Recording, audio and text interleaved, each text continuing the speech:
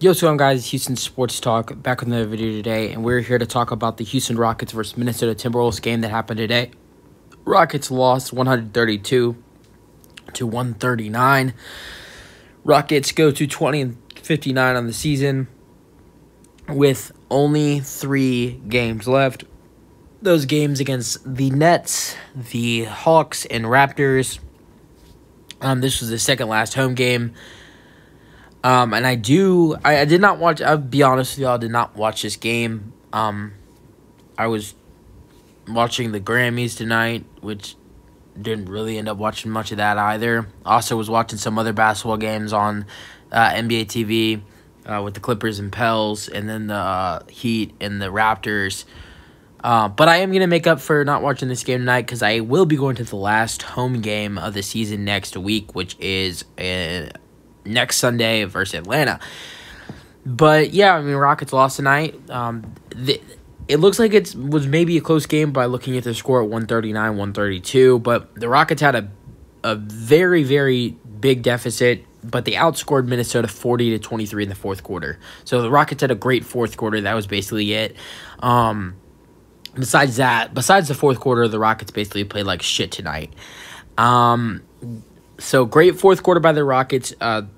Josh Christopher and Jalen Green had great games, but basically, if you look at the box score, it was a great quarter. Because if you look, the Rockets were down by 24th in the third quarter. So the fourth quarter is where they showed up, and a little too late. Box score starters for the Timberwolves, Jared Vanderbilt had 33 for Anthony Edwards, 28 for Karl-Anthony Towns, 28 for Karl-Anthony Towns, 22 for Russell, 12 for Malik Beasley, 6 for Taurean Prince, 11 for Josh Okogie, 6 for Naz Reid, 9 for McLaurin, and 10 for Nowell. The coaches' decisions for the Wolves tonight: Nathan Knight, DMP, Jake Layman, and then 2 other players, I don't know their names. Rocket starters tonight: Jae'Sean Tate scored 9, only 21 minutes. Sengun had 14 and 15 with 2 assists, had 2 steals and 1 block.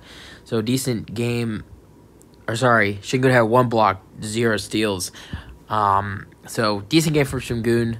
So had 14 points, had 1 block, had 9 rebounds. Garrison Matthews had 7 tonight. Hit 2 threes. That was it for Garrison. Then made a free throw. Had 2 steals and 1 block as well. So decent game for Garrison. 21 for KPJ.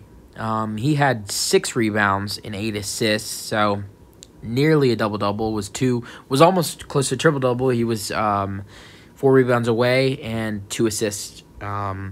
Jalen Green had 31 tonight. The whole month, well, not the whole, because we were only 3 days into April, but the whole March and now the last 3 days of April, Jalen Green has been out of his world and scary too. Jalen Green had 31, and he had 5 assists and 2 rebounds. So great game from Jalen Green. Players off the bench for the Rockets: 6 for Usman Garuba. He had 6 rebounds as well. 11 for KJ Martin. He hit 2 threes, was 2 for 2. Had 3 assists, 1 steal, 2 blocks. How many blocks did the Rockets have tonight? The Rockets had 4 blocks tonight, 8 steals as a team. 30 points for Josh Christopher, his career high. Great game from Josh Christopher tonight. He absolutely balled out. He had 30 points in 30 minutes.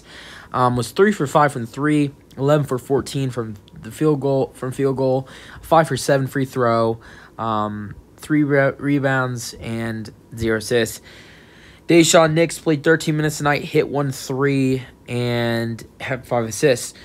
DMPs for the Rockets tonight: Bruno Fernando and David Nwaba. Gonna look up percentage-wise. The Rockets shot 40% from the three-pointer tonight, which was not that bad. Free throw was horrendous pretty much for the Rockets tonight. 69%. Daishawn Nix went 1 for 3. Christopher went 5 for 7, which is not that bad. Martin was 1 for 2. Jalen Green was 3 for 6, which is kind of really bad, especially how good he's been playing, and that's 3 for 6 for free throw. KPJ went 5 for 5, so that's good. Garrison Matthews went 1 for 2, and Şengün did 4 for 4. So it's funny how the two people who were only perfect on free throws tonight were KPJ and Şengün. KPJ is a good free throw shooter, but Şengün is pretty much not. But Jalen Green really struggled from the free throw line tonight. Daishawn Nix did the same as well. And a couple other players on the Rockets struggled from the free throw. 56% from field goal. So, yeah, it was a good night. Well, actually, I'm not going to say good night. It was a decent first 3 quarters, but they were just being outplayed by the Timberwolves, and it was a great fourth quarter by the Rockets. So that's what I will say.